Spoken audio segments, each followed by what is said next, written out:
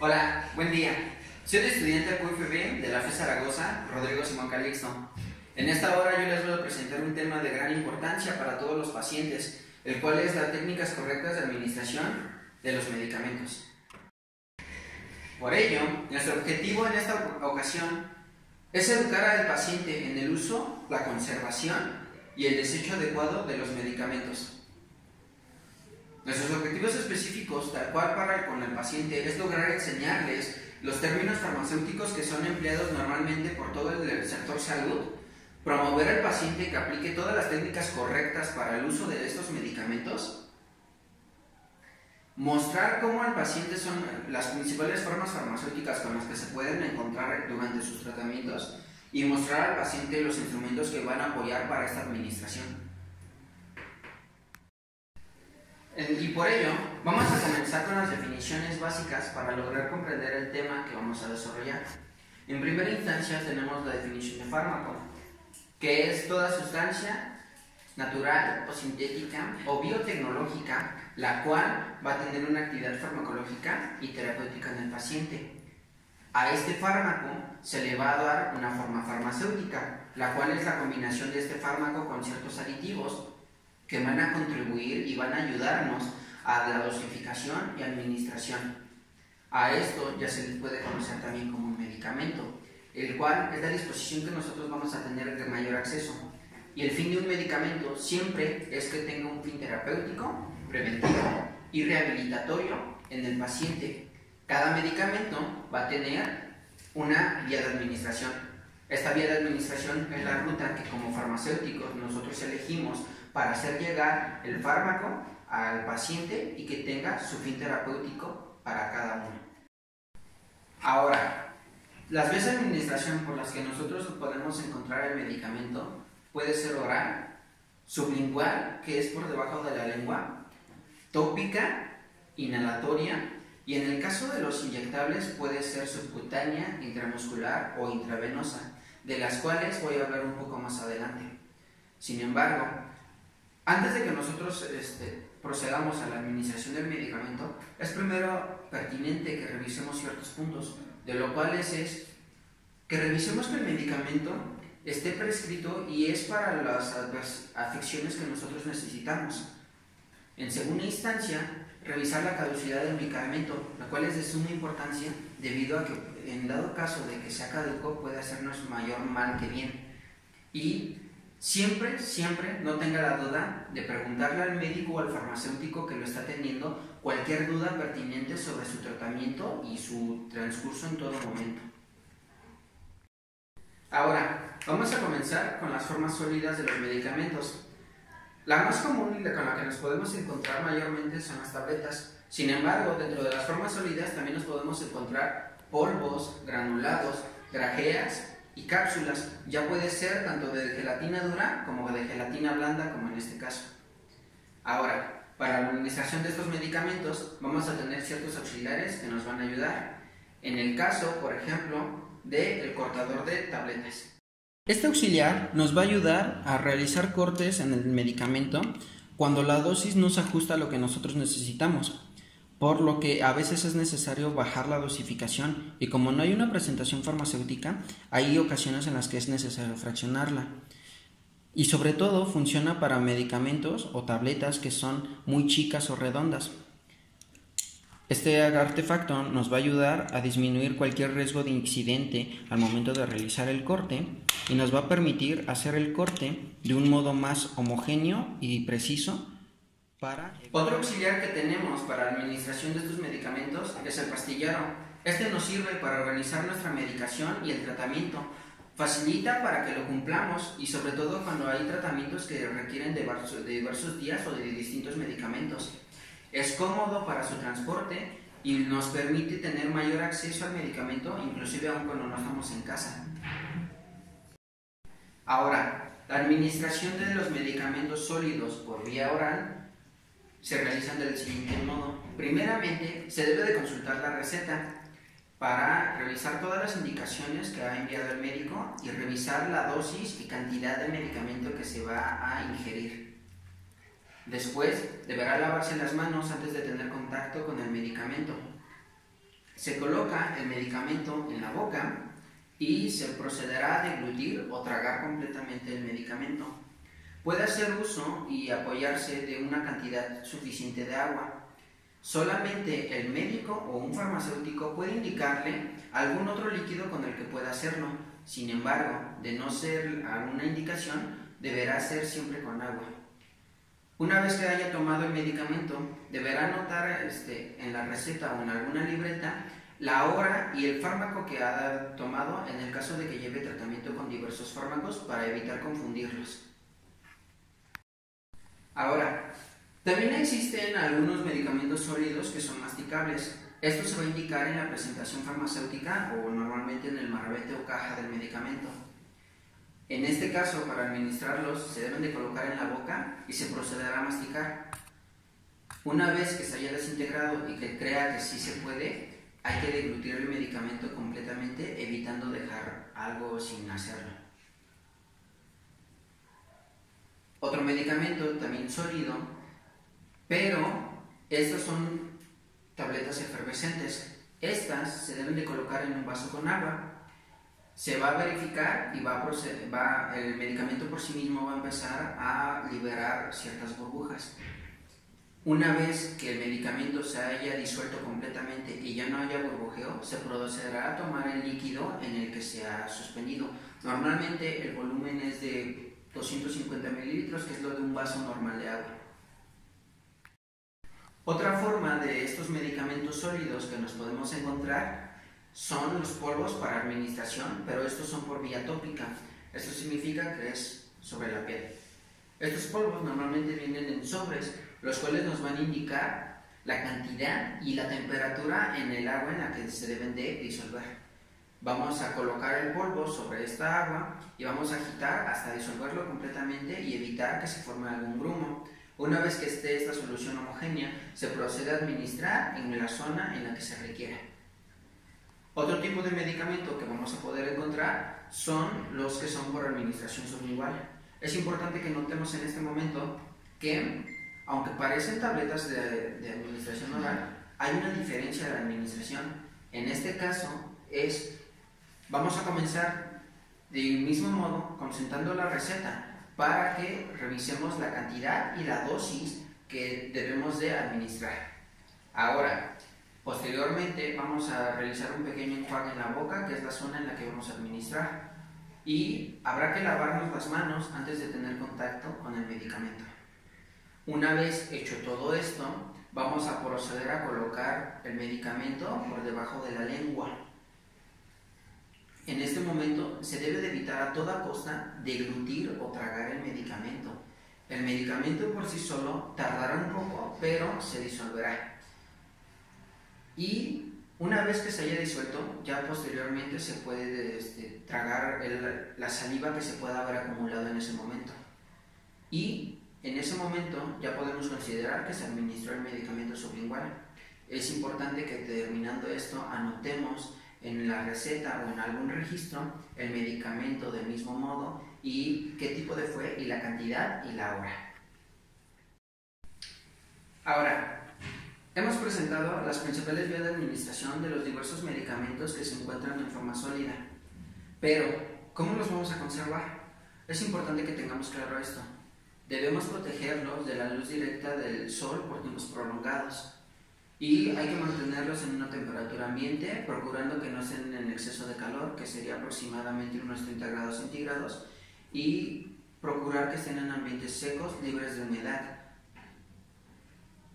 También es importante que resaltemos que hay que mantenerlos en su empaque original mientras podamos para transportarlos en cualquier momento. Si el medicamento se encuentra en ciertos frascos, hay que asegurarnos de que estén bien cerrados. Y cada que nosotros tomemos el medicamento, hay que tomar la cantidad adecuada y necesaria para la administración en ese momento y no más. Ahora, ¿en qué lugares podemos almacenarlo? El lugar puede ser un lugar pequeño, cerrado, fresco y seco. Que no esté cerca de ventanas o de cocinas o de baños que pueda alterarse con algunos alimentos. Que sea un lugar limpio, que se encuentre lejos del alcance de niños o de mascotas que puedan correr riesgo con ese medicamento. Debe de siempre estar identificado y de fácil acceso para el paciente en los momentos que los requiera, y nunca debe de combinarse o mantenerse siempre separado de alimentos, productos de limpieza o alguna sustancia tóxica o que pueda reaccionar con nuestro medicamento. Lo que más recomendable en estos casos siempre es tenerlo en un botiquín o un cajón cerrado para que se restrinja su uso hasta cierto punto. En este momento podemos hablar del desecho de los medicamentos. En primera instancia, debemos de identificar que son medicamentos que ya se encuentran en mal estado. A esto nos referimos que puedan ser caducos y ya no son viables para que nosotros los consumamos, que puedan estar contaminados o que ya no sabemos ni siquiera qué medicamento es, o inclusive que ya se encuentren sucios. Nunca se debe de combinar con la basura común que nosotros generamos normalmente, que es conocida como basura comunitaria. Lo más recomendable en estos casos es que nosotros hagamos un compilado y juntemos todos los medicamentos que vayamos a desechar y que nos demos cuenta que ya no estén viables para su uso. Entonces, habrá que identificar un contenedor. Estos contenedores son especiales, se encuentran en centros de salud, en ciertos hospitales y en ciertas farmacias a los cuales nosotros tenemos acceso. En estos contenedores es adecuado para depositarlos y hacer su uso. Continuaremos entonces con las formas farmacéuticas semisólidas. Dentro de estas podemos encontrar las cremas, pomadas, geles, pastas y ungüentos. Todas estas, normalmente su vía de administración es vía tópica, la cual voy a proceder. Primeramente, habrá del mismo modo que consultar la receta médica para observar cualquier indicación sobre la administración y los tiempos en los que vamos a realizarlo. Posteriormente, es lavarnos las manos antes de tener contacto con el medicamento y realizar también una limpieza en la zona que lo vayamos a administrar. Ahora, una vez que estemos en este punto y que tengamos las manos limpias y la zona en la que vayamos a aplicarlo, se colocará en la mano o en el área en la que la vamos a aplicar la cantidad suficiente para cubrir el área que sea necesario, sin que haya un exceso. Una vez que nosotros hayamos colocado a la par el medicamento, es necesario que untemos el medicamento de manera suave y esperando un tiempo aproximado de entre 10 a 15 minutos para que el medicamento se absorba. Una vez hecho todo esto, colocar un vendaje si es necesario o una prenda limpia para evitar quitar el medicamento que pueda continuar allí. Hecho esto, habrá que realizar un lavado y anotar detrás de la receta o en un registro la hora en la que se hizo y el medicamento que se acaba de administrar. Las condiciones de conservación para este tipo de medicamentos serán las siguientes. 1. Que lo protejamos de la exposición directa del sol. 2. Que lo mantengamos en lugares que sean relativamente secos. Esto es para evitar que se lleguen a desecar. 3. Que tengamos en cuenta el que de cada que hagamos una dosificación del medicamento, limpiemos cualquier residuo que pueda quedar alrededor de la tapa para que nos permita cerrar bien el envase. Y número 4, que nunca se quede a más de 30 grados centígrados. Ahora, los lugares para almacenamiento de este tipo de fármacos es que estén en lugares pequeños, cerrados, frescos y secos, que sean en lugares limpios y que se encuentren lejos de fuera del alcance de niños o de mascotas. Hay que separarlo también de alimentos o de productos de limpieza o que puedan ser tóxicos. Normalmente, del mismo modo, lo más recomendable es tener un botiquín o un cajón cerrado para guardarlos. El desecho de los medicamentos semisólidos va a continuar del siguiente modo. Primero, hay que identificar que el medicamento ya no es viable. Esto puede ser por la fecha de caducidad o porque el medicamento cambió de color a como estaba normalmente, cambia la consistencia o que inclusive puede formar ciertos gránulos que son como piedrillas dentro del medicamento. Entonces podemos decir que ya no es viable y hay que desecharlo. Nunca hay que combinarlo con la basura general que solemos producir, que es la basura comunitaria. Se pueden reunir los medicamentos para llevarlos a su desecho. Habrá que identificar el contenedor, que ya previamente expliqué en dónde puede estar, y habrá que depositarlos allí. Continuaremos ahora con los medicamentos que están en formas líquidas. Dentro de estos nosotros podemos encontrar jarabes, soluciones, emulsiones y suspensiones. Ahora, para la administración de este tipo de medicamentos, del mismo modo, también tenemos auxiliares que nos van a ayudar. Podemos encontrar jeringas, que estas son orales. Estas ayudan a medir la cantidad de medicamento en mililitros y son una muy buena opción para pacientes que son niños y adultos mayores que a veces se les dificulta la ingesta de estos medicamentos. Así también como vasos dosificadores, que estos del mismo modo nos ayudan a medir el volumen necesario. Ahora, es importante que recalcar en este punto que la administración de estos medicamentos siempre debe de ser en cantidades de mililitros. No es aceptado y no está bien medido utilizar términos como cucharadas, cucharaditas, una cucharada de café, sopera, porque es un término que nos va a dar diferencias y que para cada persona es diferente, por lo que para evitar ciertos errores en la administración y la cantidad de medicamento, lo más preferente es que utilicemos siempre mililitros y lo preferente es que utilicemos los auxiliares que nos van a ayudar. De los medicamentos líquidos hay unos que tenemos que preparar antes de hacer su uso. En este caso son suspensiones. Normalmente este tipo de medicamentos es para gente que necesita algunos antiinflamatorios o antibióticos. Para su preparación nosotros vamos a encontrar el frasco con el polvo. Vamos a tener que en primer lugar agitar o voltear el frasco varias ocasiones para que desprendamos todo el polvo que se queda adherido a las paredes. Posteriormente vamos a rellenarlo con agua. Esta agua debe de ser o una de dos, previamente hervida o purificada, pero debe de estar a temperatura ambiente. Con esta agua vamos a rellenarlo hasta la marca que tenga el envase. Puede tener alguna hendidura o una flecha que lo indique. En este caso, por ejemplo, es en esta parte. Posteriormente vamos a agitar vigorosamente y vamos a dejar reposar en una superficie plana. Es importante que nosotros notemos que cada que nosotros tengamos que hacer la dosificación de este medicamento, hay que volver a mover el envase para resuspender la cantidad de medicamento dentro. La administración de estos medicamentos líquidos, entonces ya podemos continuar con esto. Primeramente, del mismo modo, hay que consultar la receta para observar las indicaciones y el volumen en mililitros que habremos de administrar. Vamos a tener que lavarnos las manos siempre previamente antes de tener contacto con el medicamento. Habrá que agitar el medicamento si es necesario y se medirá la cantidad que se va a administrar indicada por el médico. En un vaso dosificador o en un auxiliar diferente, puede ser la jeringa oral.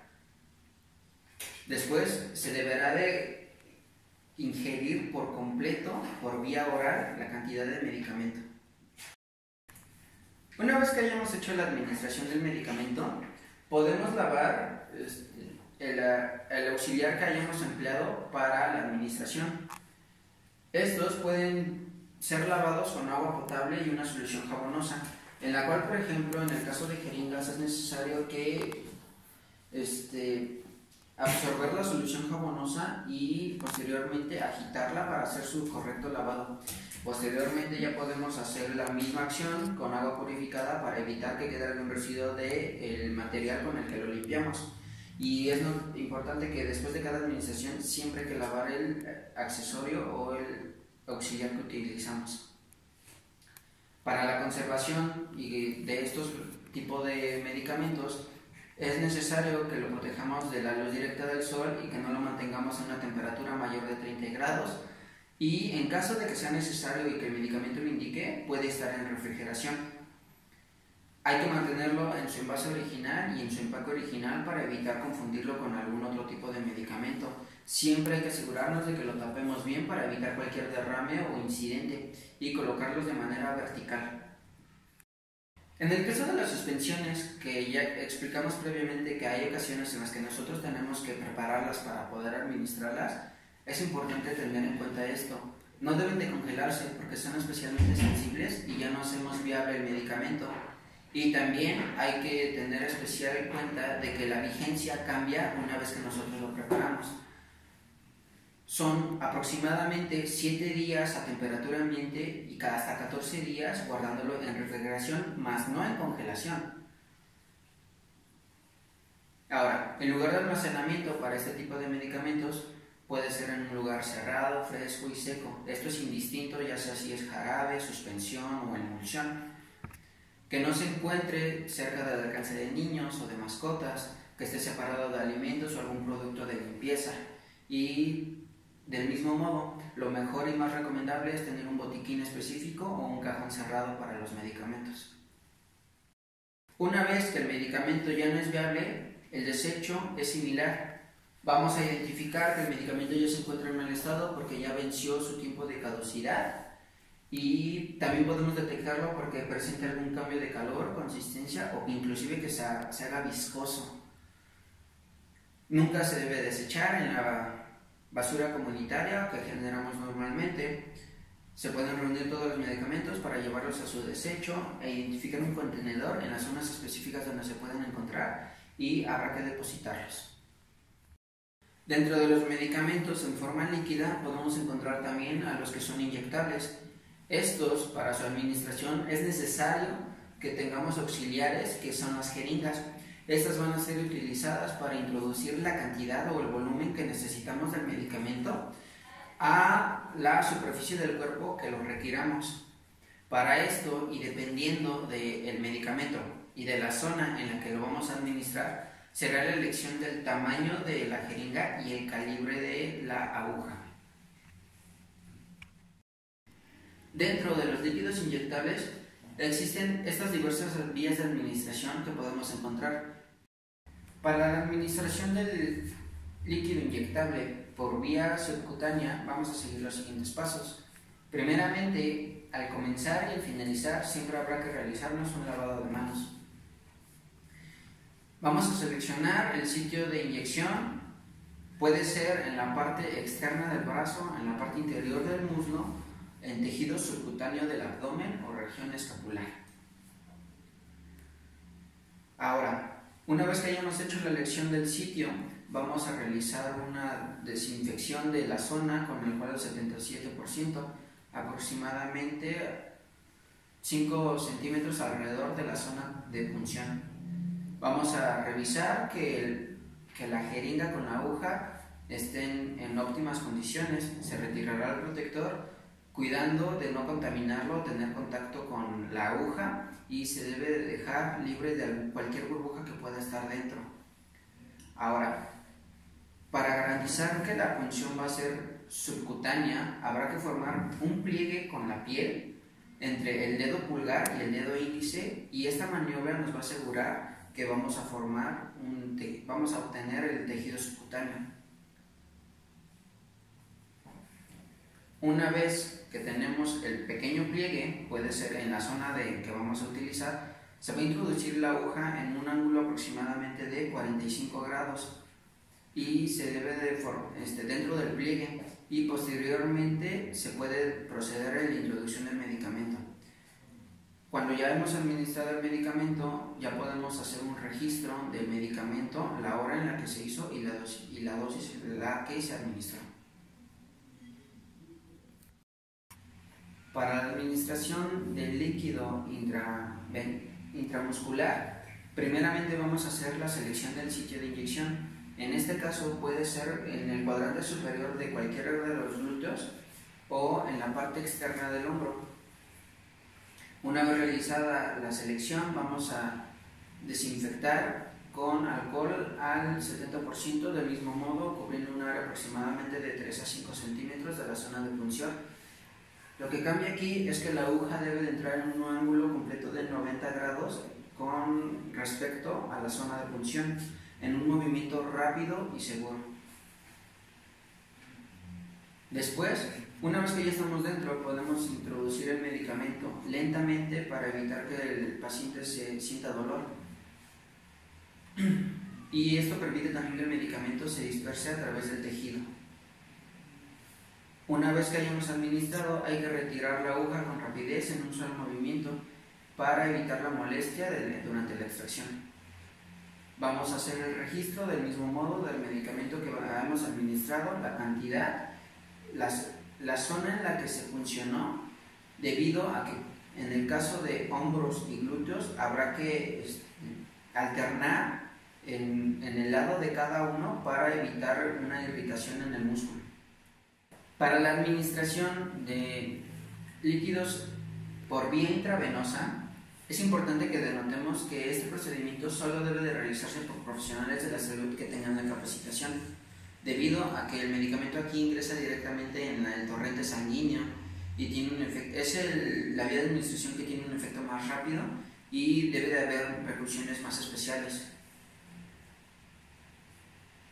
Ahora, en cualquiera de los medios de administración habrá que tener ciertas precauciones. Primeramente, como pacientes debemos de tener en cuenta de siempre tener cuidado de que la aguja que se va a utilizar para nuestra administración sea nueva y que esté limpia, que sea de un empaque que se acaba de abrir. Y como paciente habrá que mencionar si es alérgico a alguno de los componentes de los medicamentos que se van a proceder a administrar.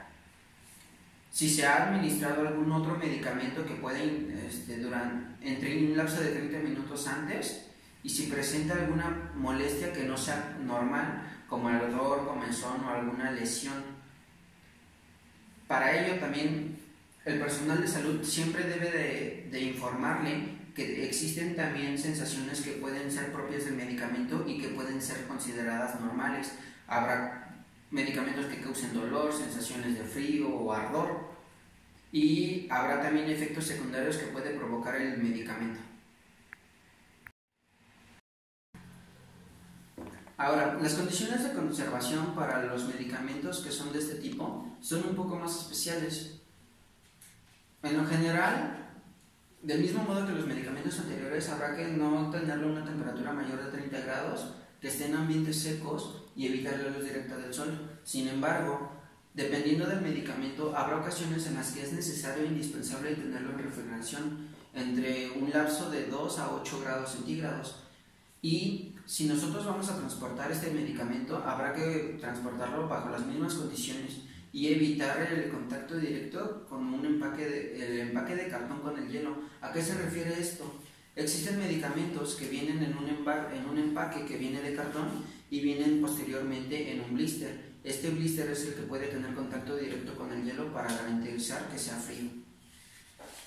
Ahora, el lugar de almacenamiento se debe de asignar una área exclusiva dentro del refrigerador en el caso de que lo necesiten, y debe de estar en un contenedor pequeño que esté cerrado y libre de humedad que pueda generar el mismo sistema. Debe de estar lejos de niños y animales domésticos, del mismo modo, separado de alimentos en lo mayor que se pueda. La conservación de este tipo de líquidos que son medicamentos, en general, cumplen las mismas necesidades que los medicamentos anteriores. Un ambiente no mayor a 30 grados centígrados, que sean en ambientes secos y que se evite la luz directa del sol. Sin embargo, hay medicamentos inyectables que son especiales y que deben tener mayor cuidado, por lo que necesitan refrigeración obligatoriamente en un rango de aproximadamente de 2 a 8 grados centígrados. Para transportar este tipo de medicamentos habrá que transportarlo en las mismas condiciones, haciendo uso de hieleras o un artefacto que te permita conservar la temperatura. En el caso de, por ejemplo, tener que guardarlo en contacto con hielo, hay que evitar el uso directo de un empaque de cartón. Existen medicamentos que vienen en un empaque de cartón y lo que habrá que guardar con el hielo es el blister o el medicamento tal cual, como en este caso. Ahora, para el lugar de almacenamiento habrá que asignar un lugar exclusivo o un área dentro del refrigerador en lo mayor que sea posible.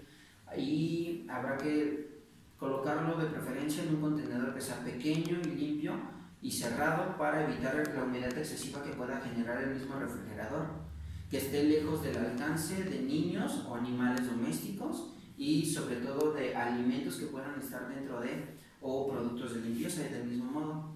Y siempre evitarlo, colocarlo en las puertas de los refrigeradores.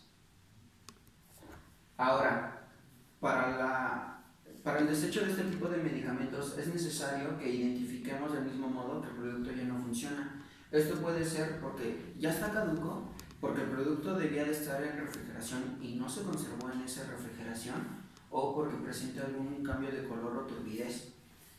Una vez que nosotros lo hayamos identificado, no se debe de combinar con la basura comunitaria, solamente en vasos cerrados, como en este caso. Se deben de reunir, identificar el contenedor y depositarlos en su desecho. Sin embargo, si son envases utilizados previamente que ya no contienen el medicamento, habrá que cortarlos o romperlos y desecharlos en una caja de cartón para evitar incidentes. Ahora, para el desecho de las jeringas o los objetos pulsocontantes que se pueden generar durante la administración de estos, es necesario que definamos que existen contenedores especiales a los cuales se debe de depositar este tipo de desechos. Estos los podemos encontrar en farmacias, en compañías que hagan suministro de medicamentos y proveedores de servicios de salud.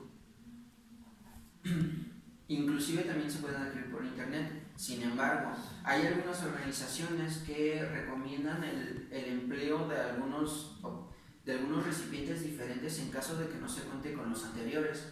En este ejemplo, por ejemplo, es un envase de plástico para detergente, pero este envase tiene que cumplir con las características que debe de cumplir el anterior, que es que esté hecho de plástico y que sea de un material pesado, que puede cerrarse con una tapa que es hermética y resistente, así como para cualquier tipo de perforaciones o que los objetos pulsocortantes puedan romperlo. Se debe de mantener siempre en un estado vertical y que sea estable durante su uso o manejo, que sea a prueba de fugas y con etiqueta previamente aprobada para advertir sobre el contenido de este recipiente. Para la administración de este tipo de medicamentos existen diversos tipos de dispensadores, sin embargo el procedimiento en general es el mismo. Para este tipo, primeramente habrá que introducir el contenedor que tiene el medicamento y agitarlo haciendo una pequeña inmersión y posteriormente ya podremos retirar la tapa del mismo. Después se le debe de pedir al paciente que realice de 2 a 3 respiraciones profundas, inhalando y exhalando en cada ocasión. En la última deberá de expulsar la mayor cantidad de aire que le sea posible. Una vez que el paciente ya se encuentra sin aire, podrá colocar la boquilla del medicamento en la boca y cerrar los labios de forma que evite que al momento que dispersemos pueda salirse algo. Presionará con rapidez el recipiente del medicamento y la aspersión saldrá por la boquilla. Ahora, una vez que ya se ha administrado, se deberá retener la respiración por aproximadamente unos 5 segundos antes de volver a inspirar aire. Y esto va a hacer que el medicamento penetre adecuadamente y se deposite en los pulmones. Retirará posteriormente ya el inhalador y podrá limpiar la boquilla. Deberá de hacer un registro de la hora y el medicamento que se habrá ingerido. Ahora, es importante que que enjuague la boca después con agua para evitar que si llegó a quedar algún residuo del medicamento en las fosas de la boca, nariz o la garganta, se le cause una irritación o una molestia. Para la conservación de este tipo de medicamentos es necesario protegerlo de la exposición directa del sol, que lo mantengamos en lugares secos, de baja humedad y que eviten la degradación del medicamento o del dispositivo en el que se encuentra. Siempre hay que asegurarnos de colocar bien la tapa del eliminador para su uso y colocarlo en lugares en los que no se generen dispersos accidentales o que esté en contacto con muchos objetos. Y debido a que es un medicamento presurizado, sí hay que tener cuidado en que no esté a temperaturas mayores de 30 grados centígrados. El lugar de almacenamiento que sea en un lugar pequeño, fresco y seco. Existen estos auxiliares que nos van a permitir el guardarlos, resguardarlos y el transporte de ellos. Que no se encuentren al alcance de niños, a menos de que lo requieran, obviamente, o de mascotas. Separados de alimentos o de productos de limpieza, y siempre, en dado caso de que no se utilicen estos, algún botiquín o estuche que nos permita el acceso a él. Para el desecho de este tipo de medicamentos, habrá que identificarlo, que se encuentra en mal estado, que se encuentra caduco, que el dispositivo ya se encuentra comprometido con abolladuras o algún problema diferente. No se debe desechar tampoco por la basura comunitaria. Habrá que identificar el contenedor en el cual tenemos el acceso para desecharlos y depositarlos con toda confianza. Con esto doy por concluida la presentación y nos gustaría realizar una dinámica con todos ustedes. Con ellos vamos a repartir diferentes tipos de medicamentos entre las diversas personas y vamos a pedirles que en sus marbetes que tienen el medicamento identifiquen la siguiente información: que la forma farmacéutica que presenta, la vía de administración que tiene el medicamento, la fecha de caducidad para saber si es viable o no y las condiciones de uso y conservación. Esta actividad inclusive la pueden realizar ustedes en casa con todo el medicamento del botiquín para saber si sus medicamentos que tienen aún son viables. Ahora, para la segunda parte de nuestra dinámica, vamos a pasar a repartirles unas cuantas tarjetas. Estas tienen algunas acciones e imágenes de acciones sobre el trato con los medicamentos, y a elección con el criterio y lo que ya hemos estado comentando, vamos a dividirlo en alguna de estas tres categorías de las acciones con los medicamentos. Vamos a pegar 3 pliegos de papel bond y en cada uno va a tener que colocarlo dependiendo de la etapa en la que nos encontramos y si esta acción está bien o está mal, de acuerdo a las buenas técnicas que ya hemos desarrollado. En este punto podemos concluir que el paciente podrá aplicar las técnicas que hemos descrito para llevar a cabo una correcta administración de los medicamentos cuando el paciente se encuentre bajo un tratamiento que es establecido, y así vamos a contribuir a la obtención de resultados que sean satisfactorios y que sean con fines preventivos o terapéuticos. Sin más que agregar, con esto concluyo, no sin antes agradecerles su tiempo y su atención, y quedamos a su disposición ante cualquier duda o comentario. Estamos para servirle todos los días jueves de 9 a 1 en la farmacia, o en cualquier momento puede escribirnos al correo que está apareciendo. Me despido, no sin antes recordarle que por mi raza hablará el espíritu. Muchas gracias.